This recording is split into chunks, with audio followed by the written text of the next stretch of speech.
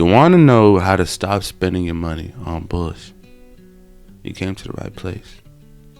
You know, it's so common amongst us, a lot of Americans, a lot of people out there in the planet. It's so easy to spend money with so many new shows coming out, new clothes, new shoes, new jewelry, new fashion, new restaurants, new activities, new movies. It's so easy to just little $20 here and there, go see a new movie. Little $20 here and there, go get you that I don't know, quarter pounder with extra cheese and a McFlurry. It's so easy to do that, bro. You know, and I didn't realize that I had this problem that was about to get out of hand until about last week. Random day off. I woke up and I was like, you know what? I feel like spending money today. And I had to stop myself. I was like, hold up. You feel like spending money? What do you mean by that? It wasn't, oh, I feel like going to see a movie. I feel like, you know, watching some show on Crunchyroll or Netflix. It wasn't, oh, I feel like getting some McDonald's. No, I just said I felt like spending money. And that's when I had to stop myself. I had to look myself in the mirror and say, yo, I don't know where you got this habit from. I don't know where that thought, you know, was flown around and landed, but you need to get that shit out. And I'm going to tell you the secret, the hack on how to stop spending your money on Bullsh. Are you ready? All right. The secret, the easiest way to stop spending your money on BSery is by telling yourself no. Simple. Clear cut, easiest way. Telling yourself no. And being honest with yourself. Like, come on, man. You just ate out yesterday. Do you really need some more Chipotle today? Do you? I get it. You don't feel like heating up that ramen noodles, right? You don't feel like making a PB&J sandwich for dinner. You want something with substance. You want something with different flavors and, you know, variety. I get it. But what you got to look at is long term. You deciding to get that Chipotle tonight for dinner, that McDonald's, Cane's, Chick-fil-A, that shit's finna add up. It will accumulate. And at the end of this month, the first month in January, the first month of the year, at the end of this month, you will look back at your bank account and say, whoa, when did I spend this much money? I could have sworn I only ate out a couple of times. Well, yeah, you factor that in with the subscriptions you have, with you wanting to go see Avatar, wanting to see Primate, with all these other things, all these desires that your heart has that you gave into.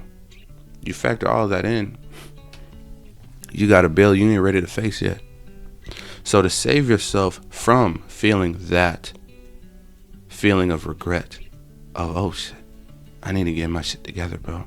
Make the decision now to just say no. You do not need Netflix, Hulu, Disney Plus. What's another one? Crunchyroll. You don't need 4 subscriptions. You telling me you have that much free time that within a whole month you're dabbing your toes in all these different platforms consuming content. You have a problem and you need to fix it. As they say, if you can't buy it 2 or 3 times and still have money left over in your account, you don't need it. And I get it. You may look at, well, you know, once I get off work, I just be wanting to chill. Like, I can at least have Netflix. Stranger Things just dropped. I'm trying to finish that. I can at least have, you know, Crunchyroll. I'm a big anime head. JJK season 3 just dropped today. What you mean? And I get it. I understand it. But you need to look long term. Say you kept these subscriptions for this whole year. You know how much money you will be losing. And the shows that you got them for to watch, it's already done, it's already over. But you still got the subscription. Get rid of these subscriptions. You don't need all 4. Homie collecting the Infinity Stones. You don't need all 4, bro. Pick you one. There's YouTube and Tubi. That's 3 right there. Pick you one subscription, whether it be Hulu, Netflix, what is it? Amazon Prime, whatever it is. Crunch. Pick you one. Couple that with YouTube and Tubi, you're good. You're golden. You don't need anything else, bro. What you need to be doing is looking to the future, seeing where it is that you want to go, seeing where it is that you want to take your bank account, bro. And you need to remind yourself of that every single day. I'm gonna give you one story, and then I'm gonna peace out. I remember when I was younger, around the age of 18, going on to 19. I was at work. I was at OGP in Walmart, and I remember walking out the doors to go on my lunch break. Walked out. To my left is all the cooler, the deli items. You know, you got your Lunchables, your hot dogs, sausages, all of that. I remember walking past, right, and I glanced to my left, and I see a Lunchable, $1.87, and I'm like, man, I'm kind of hungry. It's just $1.87.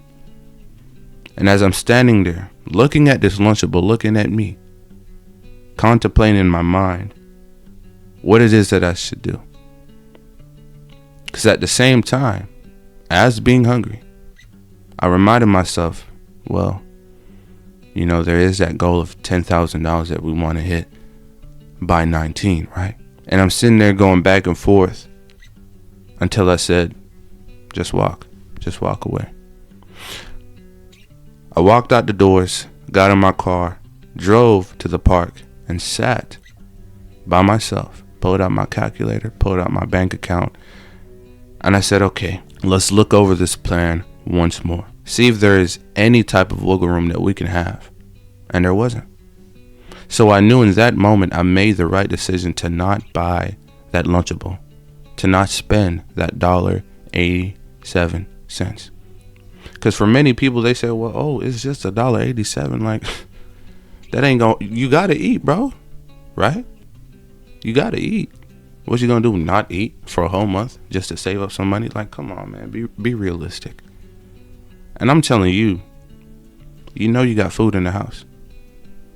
You know you got some PB&Js. You got some ramen noodles. You know you got food in the fridge.